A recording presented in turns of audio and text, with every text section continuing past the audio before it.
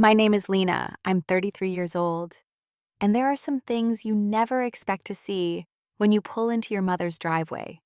You expect to see kids running around, maybe balloons still drifting in the air, maybe a forgotten slice of cake on a paper plate.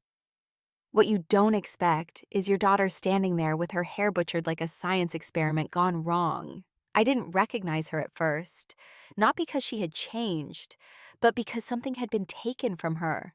Her curls, her glow, her sense of safety. I stepped out of the car and stared at the girl in front of me. My daughter Ivy, 11 years old, with tears lining her face and hair chopped in wild, uneven patches. She looked down. I knelt, brushing a hand against what was left of her curls. Ivy whispered, "They cut it." My heart cracked open. "Who?" I asked, though I already knew. "Grandma, Aunt Vanessa." Chloe laughed. I should have screamed. I should have kicked down that door and thrown every plate in that house. But I didn't. I held Ivy, told her it would be okay even if I didn't believe it, because I had already decided I wasn't going to make a scene. I was going to make a case. The next day, my family, the same people who said it was just hair, were crying at the police station.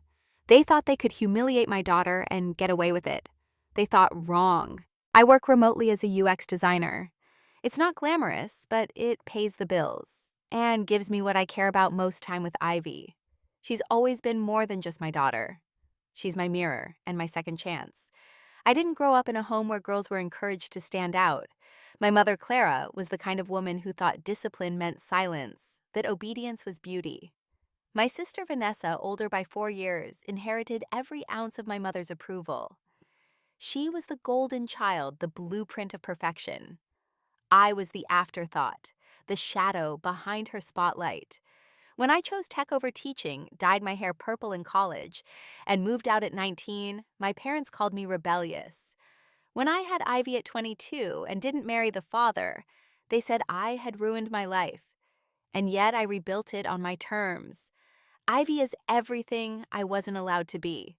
Bright, bold, curious. She wears glitter on Tuesdays and asks deep questions on Thursdays. She's not afraid to be seen. And I swore I would never let anyone dim her, not even family. Ivy has always had a thing for style. She sketches dress designs in her math notebook. Her dream is to open a fashion boutique for girls who aren't afraid to be extra. Last year, I saved up and let her take a summer workshop in kids' fashion design. That week, she lit up in a way I hadn't seen since she first rode a bike without training wheels. So, when Chloe's birthday party came around, and Ivy asked for a proper hairstyle, not a rushed comb through or a cheap braid, I said yes. She picked the look herself, soft curls cascading down her back, a floral clip set to match her lavender dress. She looked stunning. "Do you think Chloe will like it?" she asked. "She'll love it," I told her. But something in me hesitated. Chloe, Vanessa's daughter, had never liked sharing the stage. She was the kind of child who sulked if someone else got more attention, who asked whose dress cost more, who once told Ivy her nose was too wide for photos. Ivy, ever the peacekeeper, always shrugged it off. She's probably just sad about something she once told me. Vanessa had always downplayed Chloe's cruelty. "Girls will be girls," she said. Just like our mother had once said about Vanessa, when I came home crying over a ruined dress. That Saturday, I had a deadline, a big client pitch. I promised Ivy I'd join the party later. "Just go ahead first," I said. "You've got this." I kissed her cheek, fixed one last strand of hair, and sent her off to a house I now realize I never should have trusted. At the time, I thought family meant safety, that no matter how rocky our past was, they wouldn't hurt my child. But I underestimated how deep envy can run. I underestimated how history doesn't just repeat, it mutates. And when I saw Ivy step out of that house looking like a stranger in her own skin, I knew. They hadn't just cut her hair. They tried to cut her down. And suddenly everything from my childhood came rushing back. Not in memories, but in clarity. The favoritism, the quiet punishments, the way my success was always framed as luck, and Vanessa's as hard work. The way my daughter had become another target in a cycle I thought I'd broken. That was the moment I realized this wasn't a misunderstanding. It was a message. They were telling Ivy the same thing they had spent years telling me. You are too much. You take up too much space. You shine too bright. And now they wanted her to shrink. But this time I wasn't the quiet daughter anymore. I was the mother. And no one silences my child. When I pulled into the driveway that evening, the sun was setting behind the old oak trees in my mother's front yard. Everything looked deceptively normal. Paper lanterns still hanging, a few party cups scattered on the porch, the faint sound of pop music playing from inside. But Ivy was standing by the mailbox arms, wrapped tightly around herself like she was trying to hold her body together. She wasn't crying.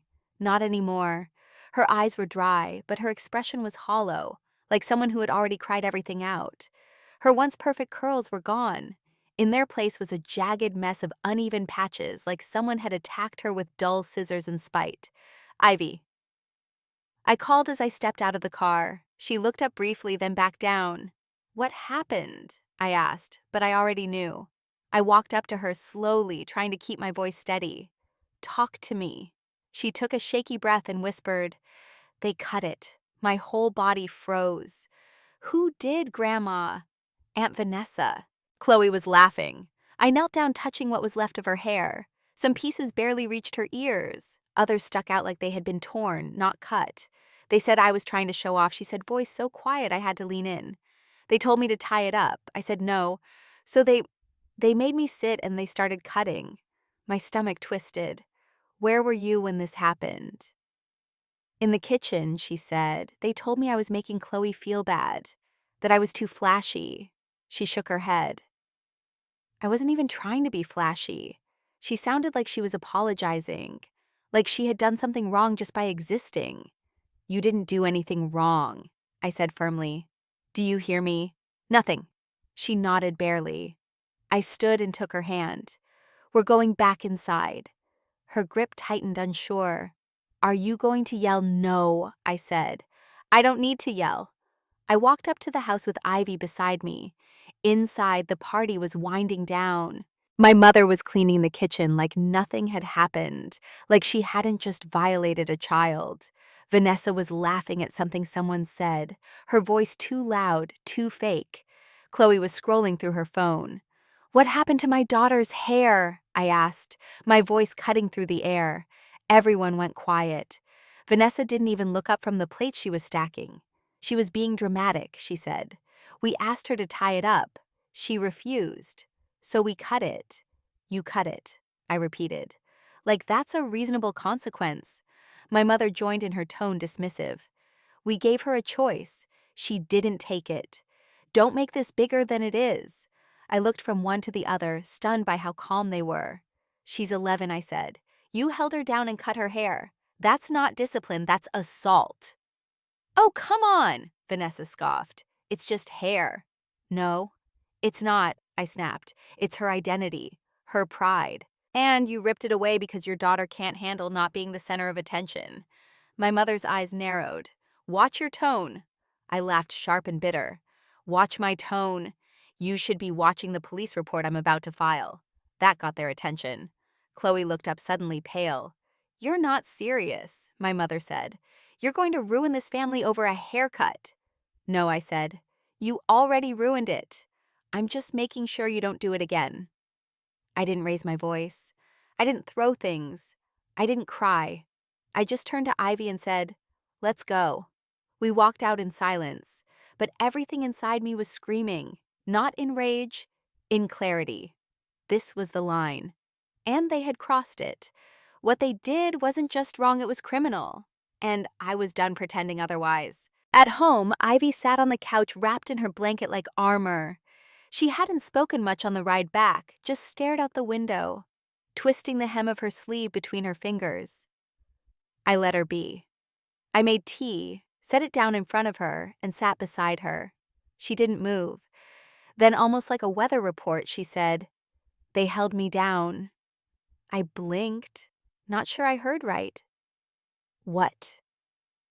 They held me down, she repeated, her voice flat.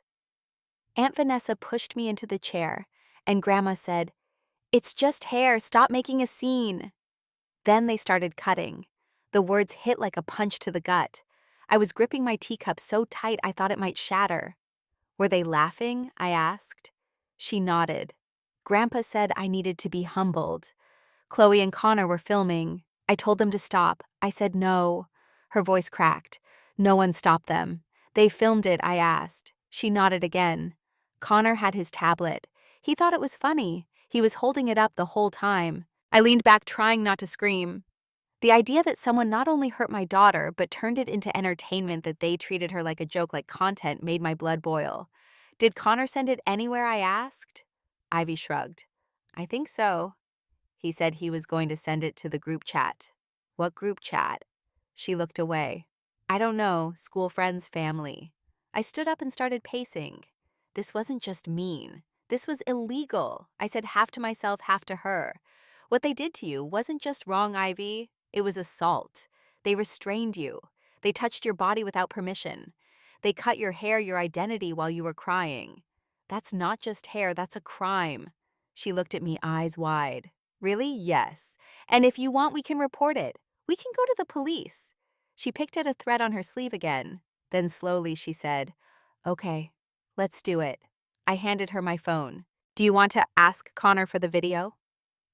Without hesitation, she opened his contact and typed, Hey Connor, I know you filmed it. Can you send me the video? 30 seconds later, he replied with a laughing emoji and a file. Just like that. No shame, no hesitation. I clicked play. The video was only about 15 seconds long, but it felt like forever.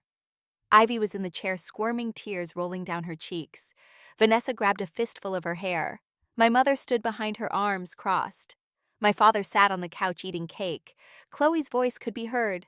Do the front next. Ivy didn't react as the video ended. She just looked at me and said, Can we go now? We went straight to the station. I didn't change my clothes. Ivy was still in her hoodie. We were assigned to a detective named Keller, early 40s, tired eyes but focused. Ivy handed her the video. Keller watched it twice. Her expression didn't change much, but her jaw tightened. We're opening a formal case, she said. You did the right thing coming in. Ivy stayed composed the entire time. She answered every question clearly, even asked a few of her own.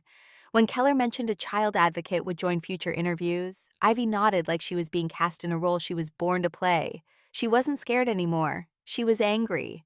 On the ride home, she asked, What happens next, paperwork? Maybe court.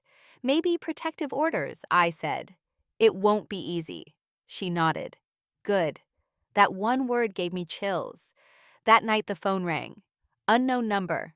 I answered. My mother's voice exploded through the line. Are you insane? She shouted. You called the police over hair. I didn't answer. She didn't wait. You're going to ruin this family. Is that what you want? I let her rant, let her pour every drop of her fury into the receiver. Then I said, You should have thought of that before you assaulted my daughter. Silence. It was a haircut, she said. No, I replied. It was humiliation. It was violence. And now it's evidence. Another pause. You're not thinking clearly. You need to calm down. Tell that to Detective Keller, I said, then hung up. No guilt. Not even a flicker. The next morning, Vanessa called. CPS is at our house, she said, her voice trembling. They showed up unannounced. They want to see Chloe's room. They're asking if we have scissors lying around. I stirred my coffee in silence. What the hell is wrong with you? She whispered. You actually went through with it. You pressed charges. No, I said. I just reported what you did. The rest, that's on you. It's hair Lena. There it was again. That old worn-out excuse. No, I replied. It's holding down a crying child and cutting her body without consent. It's mocking her, filming her. If that's parenting to you, I'd be worried too. She begged me to retract the report. You're tearing the family apart, she said. You've made this so public. I could lose my kids. You should have thought about that before you touched mine, I said, then hung up again. That was the second time in 2 days I'd hung up without guilt. It wouldn't be the last. By the following afternoon, the smear campaign had begun. Screenshots flooded my phone from old classmates, neighbors, and even coworkers.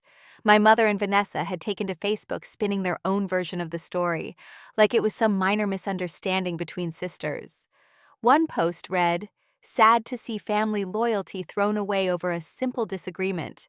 Lena has always been dramatic, but this is just heartbreaking. Another from Vanessa said, "It wasn't like what she's claiming. Ivy was upset, but she said she wanted a change. She even smiled during the cut. It was a bonding moment gone wrong." Lena's always had issues with control. The comments piled on. People who didn't know the truth chimed in with assumptions, judgments, pitying support. One woman from our old church commented, "I've known Lena for years, and she's always been obsessed with appearances. I wouldn't be surprised if she planted the whole thing for attention." I sat next to Ivy as we scrolled through the posts. She didn't cry. She just clenched her jaw tighter with every swipe. "They're lying," she said quietly. "They're getting away with it." I looked at her and asked, "Would you be okay if I posted the video?" She looked up at me, not like a child, but like someone who had been humiliated and was done being silent. "Please post it," she said.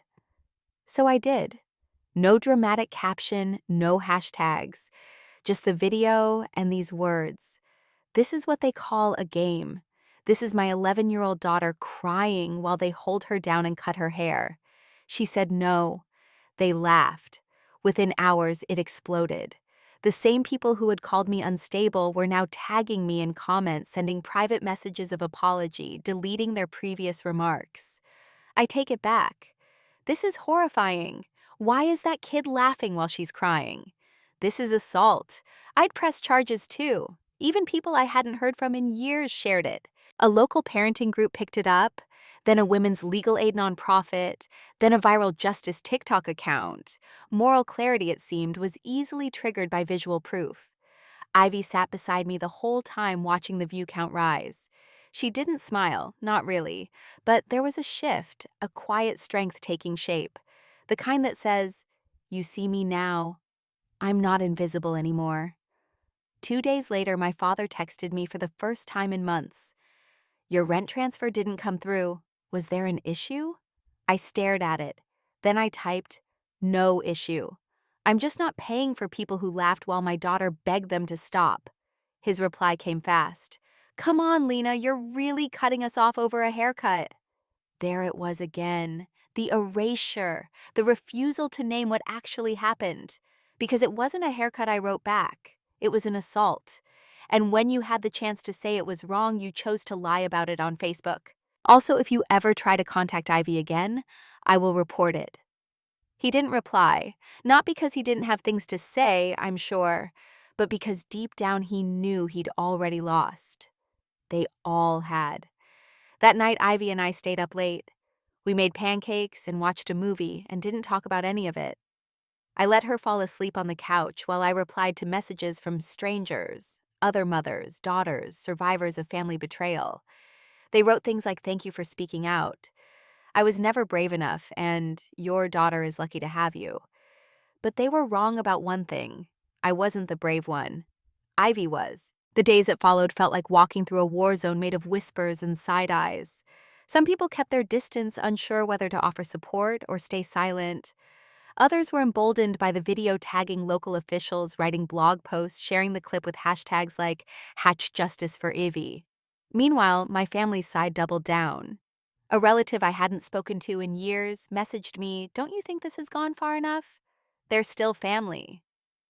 But that was the thing. What they did wasn't a family disagreement. It was violence masked as discipline. It was generational envy sharpened into punishment. And no apology was coming. Instead, they kept posting, Vanessa especially. One night, she uploaded a video of Chloe looking sad and holding scissors captioned, "Kids make mistakes." This was all blown out of proportion. I showed it to Ivy. She didn't speak for a moment. Then she said, "She's trying to make herself the victim." "Because she knows the truth is uglier," I replied. But it didn't stop there. Someone from Vanessa's circle leaked private messages, texts, where my mother called me unstable, said I was using Ivy to get attention, even suggested I was jealous of Chloe. That word jealous made me laugh out loud. Jealous of a family that couldn't see a child's worth beyond surface appearances, of a woman who needed to crush someone else's light to feel seen. I posted nothing in response. I didn't need to. The truth was already out there, and it was louder than any Facebook caption. A week after the video went viral, I got a call from Detective Keller. "We finished the initial investigation," she said. "We're filing charges against Vanessa Clara and your father for misdemeanor assault." My heart beat faster. "That means they'll have a criminal record." "Yes," Keller replied. "They'll likely face fines, mandatory parenting courses, and CPS will monitor Vanessa's household for the next year." I exhaled. Not because it fixed everything, but because it meant someone else had finally said it too. What happened wasn't normal. It was wrong. That night, Ivy and I baked cupcakes just because. We frosted them badly and laughed when the sprinkles clumped. Then she looked up at me and asked, "Are they going to jail?" "Probably not," I said gently. "But they'll have a record and rules, and they won't be able to touch you again." She nodded, satisfied. "Good. I don't want to see them." "You don't have to," I said. "You get to choose who's in your life now, not them. You." Her shoulders dropped like something heavy had finally been put down. "Okay," she whispered. "Okay." The following week, I booked an appointment at a salon Ivy had once pointed out, but never dared to ask for. It was upscale peaceful, the kind of place where the stylists took their time and asked kids how they wanted to feel, not just how they wanted to look. When we walked in, the receptionist greeted Ivy like a VIP. "You must be Ivy," she said. "Come on in. We've been waiting for you." Ivy sat in the chair with a nervous smile, still tugging her sleeves down over her hands. The stylist, a woman named Bree, knelt in front of her. "We're not here to fix anything," she said gently. "We're here to make something that feels like you." Ivy nodded. Bree examined the jagged cut, made no comments, no gasps, just nodded like an artist assessing a canvas. "Let's do something sharp," Ivy whispered. "Short but cool, like a statement." Bree smiled. "I've got just the thing." An hour later, Ivy was looking at herself in the mirror. Head slightly tilted, fingers grazing the edge of her new pixie cut, textured, confident, a little wild. "I look awesome," she said, and this time the smile was real, full, wide. "You do," I said, holding back tears. The next day she gave her full statement at the station. She walked in like she belonged there, like she owned the truth. No stammering, no tears. When they asked how it made her feel, she said, like they thought I didn't matter. And when they asked why she was reporting it, she looked them in the eye and said, "Because I do." I sat there beside her, hands clasped, heart pounding, watching her take back every inch of herself. Afterward, we drove to our favorite ice cream place. I let her order 2 toppings, so I asked, "How do you feel?" "Like it's over," she said, "but also like it's just starting." I knew what she meant. She wasn't the same girl who walked out of that house. She wasn't the same kid who had once apologized for being seen. She was something else now. And maybe so was I. That night, another message popped up. A different one. It was from an old family friend, someone who'd seen both sides. It read, "I saw the video. I'm sorry for what they did to Ivy. I should have said something years ago." I showed it to Ivy. She read it, shrugged, and said, "Too late." She wasn't angry when she said it, just clear, certain. It was a boundary she now understood when I had taken decades to learn. The power of no, the power of enough. Then she asked me, "Can I write about this for my school journal?" "Of course," I said. "You can write anything you want." She started that night. I peeked at her first sentence when I walked past her door. "This is about how people tried to silence me, and I didn't let them." I smiled, shut the door quietly, and let her write. A month passed. The story lost its heat in the public eye, but in our house the effects lingered in quieter, more permanent ways. Ivy stopped flinching when the doorbell rang. She didn't ask if we had to visit Grandma's for the holidays. She knew, and I knew. The case was closed officially. Vanessa, my mother, and my father were all convicted of misdemeanor assault. No one went to jail, but the record stuck. They were fined, enrolled in mandatory parental education programs, and Vanessa's household would remain under CPS watch for a full year. Chloe, who once mocked Ivy from across the family table, was now restricted from contacting her. Tyler, Vanessa's husband, filed for a trial separation. Word had gotten around their circle. Playdates disappeared. Invitations dried up. And for the first time, I didn't feel guilty. Not even a flicker. When Ivy asked me, "Do you think they feel bad?" I told her the truth. Maybe, maybe not. But now they have to live with it. She nodded thoughtful. Good. We began building something new. Ivy painted her bedroom wall lavender. I helped her start a vision board. She added cutouts of runway models, affirmations like, "I am allowed to shine," and a picture of herself smiling in the salon chair. We talked less about the past and more about what came next. And every night before bed, I reminded her of the one thing I wish someone had told me at 11. You are not too much. You were just born for more. Fall arrived slowly with colder mornings and the sound of leaves scraping across our driveway. Ivy started middle school with a new haircut, a new backpack, and a presence that turned heads, not because of how she looked, but because of how she carried herself. She walked into that building like no one could touch her. At the first parent-teacher night, her art teacher pulled me aside.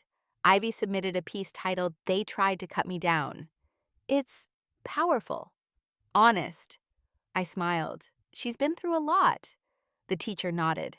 It shows, but it hasn't broken her. It's sharpened her. At home, Ivy began asking more questions, not just about family or justice, but about the world. What happens to kids who don't have videos? She asked one night. What if no one believes them? I didn't have a good answer, but I told her we could start by listening, by telling the truth. A few weeks later, she stood in front of her class and gave a speech about boundaries. She ended with, "When someone says, 'You're too much,' what they really mean is, 'I'm scared of how bright you are.' Don't get smaller for them." Her teacher sent me the video. I cried the first time I watched it, and then again the second. Not because she was hurting, but because she wasn't hiding. She had become the kind of person who speaks loudly even when people want silence. And for the first time in years, I felt like I had done something right. Sometimes people still ask me if I regret how far I went, if I should have kept it in the family, if I could have just talked it out, kept the peace, moved on.